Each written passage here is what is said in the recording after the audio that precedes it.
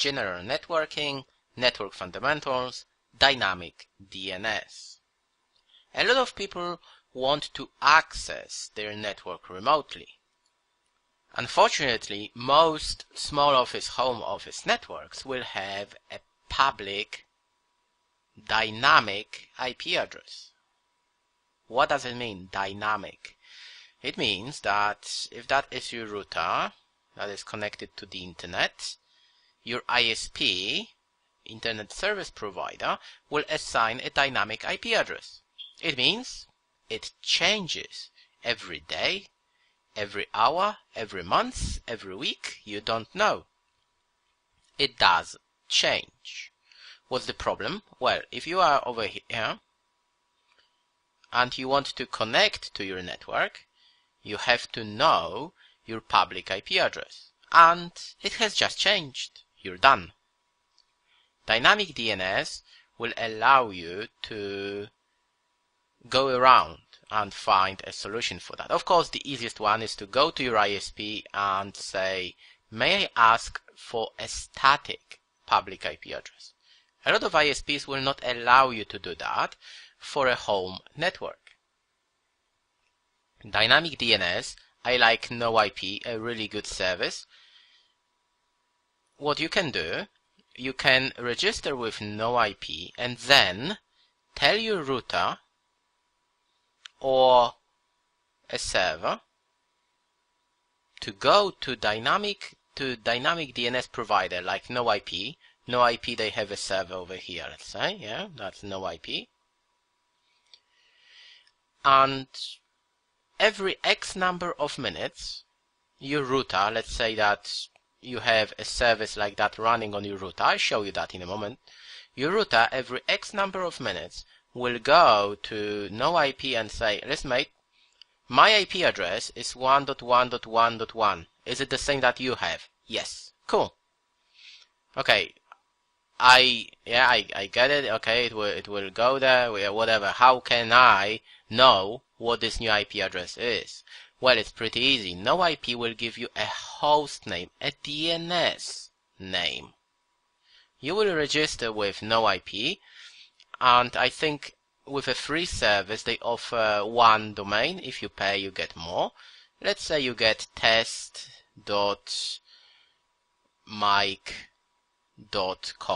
Of course, they don't offer a nice domain like that. Anyway, it's just an example. Now, you don't really care what the IP address is. You are going to type in your browser test.mic.com.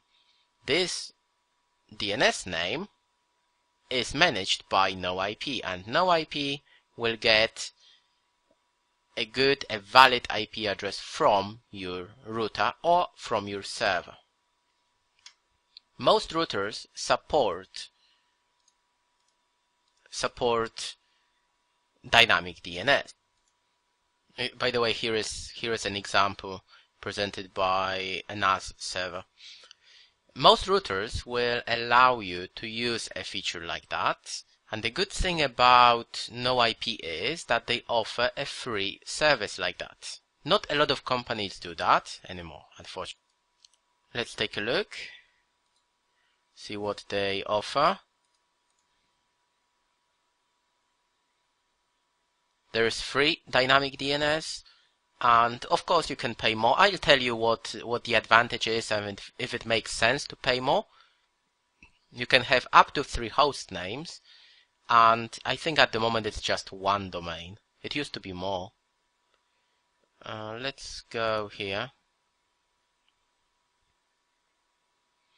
Here you create an account with them, username, email, password, and take a look. Here is your host name. Oh, that's not that bad. I was pretty sure it was one. Yeah, that's fair enough.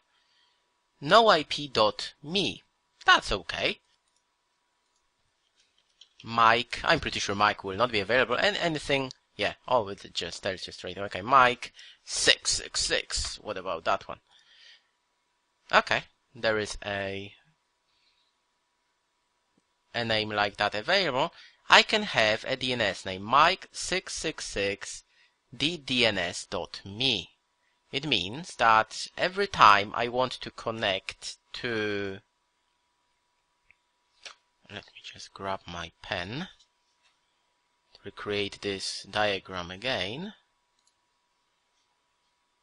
Every time I want to connect, I will type, that's the internet, I will type the name that I created, mike.ddns, whatever, yeah? I will type it in a web browser, whatever, and NoIP will report, oh, by the way, this host name is 1.7.7.8 today, and it will keep updating. Your router will go to NoIP and double check it is valid, or you can have an application running on your server, on your PC, on your NAS server. A lot of NAS servers will support a feature like that as well.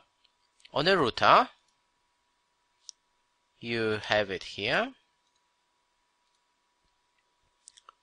I took 2 screenshots. I found them on the internet. I think it's from NoIP. Take a look on Cisco. That's a small business router. In most cases, it's Dynamic DNS, a feature somewhere under networking, or sometimes it's in advanced settings. All you have to do is put your Dynamic DNS service provider. A lot of routers will have a list of pre-configured settings. Sometimes you will just type. Then you put your email address, password that you used to when you created an account with them, and then your host name. That's it. That's it. It's going to work. Here on DDWRT, you can specify it's exactly the same thing.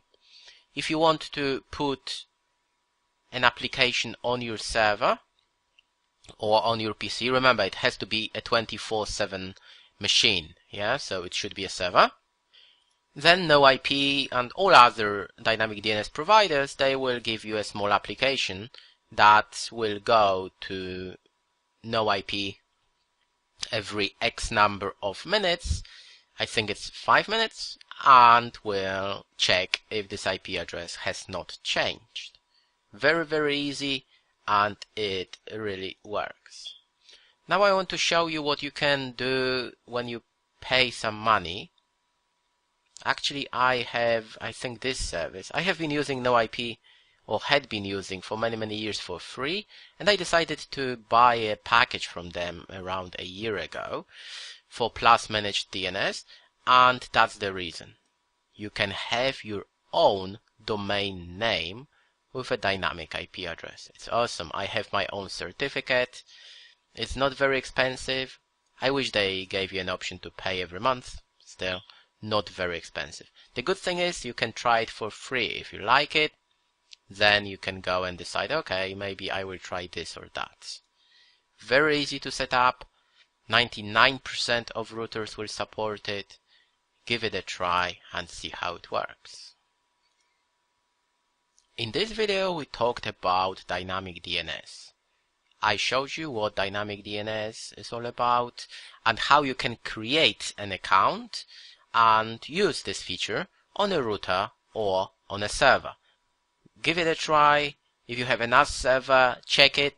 I'm pretty sure it will support a feature like that. If you have a Microsoft server at home, put an application from NoIP or any other ISP that you want. One more thing that I want to mention. A lot of NAS servers, IP cameras and applications like that, devices like that, will offer their own Dynamic DNS service. For instance, D-Link, Seagate, when you buy a device from them, they tell you, well, you don't need to do any port forwarding, you don't have to do anything, register with us, and you will have a chance to manage your device remotely. What does it mean? Well, if this is your router, and you have your NAS server, or an IP camera, it doesn't matter, then what they're telling you is that if you are over here, yeah, and you want to access your device, what you will do, you will go to D-Link, let's say it's a D-Link device, you go to D-Link, and D-Link will know how to connect to this NAS server because NAS server reports to D-Link and it knows where it is. Sounds like a good idea? Not for me. Why? Well, with all due respect to all these companies, I do not trust anyone. If I register with D-Link or Seagate, or I don't know, it doesn't really matter, Seagate, it doesn't really matter what company and what device it is. In theory, they know, well, not in theory, they know where my device is. I don't know, maybe there is a backdoor or something in it. D-Link, in theory, can see your camera, can see everything that is there. I know, yes, it's password protected. Of course, they will never do that. I trust they will not. Well, sorry, I don't. Thank you very much.